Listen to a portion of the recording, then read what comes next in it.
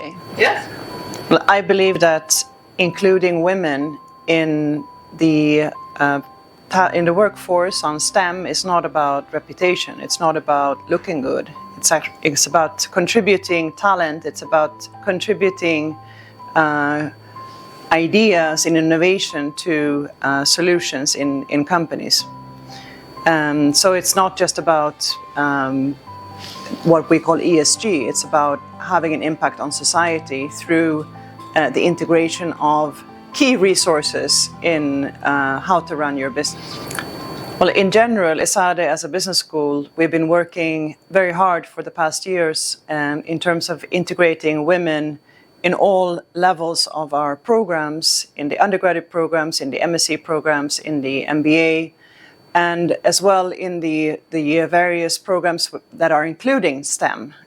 It is true that we are still attracting less women to the STEM inclusive programs than to the other programs, and that's something that we need to work harder on. We can do that by having female professors, female management at Esade that shows as well that we have role models, as well showing in the companies that are working on STEM that women have important roles to play. And this is something that we are working very hard on. For us at Esade, it's very important to think about how our students are graduating from the different programs that we run. And we have very strong connections with corporates in terms of our career services.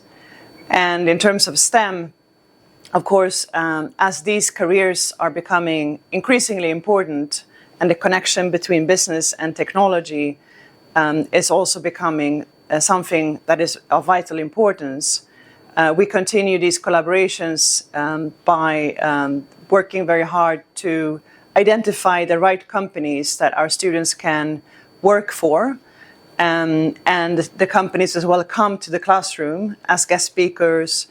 We organize career fairs for our students to get exposure.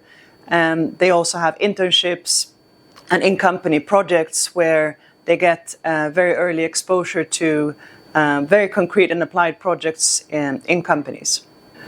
Esade is a business school, and so our focus has been on developing leadership talent, management skills, and really preparing our students for a corporate life. But of course, with the advances of technology in recent years and the importance of these technological companies, we have realized as well that we need to prepare our students for STEM careers that are combined with business. And we have recently launched, just 4 years ago, a double degree that combines our traditional BBA degree with AI.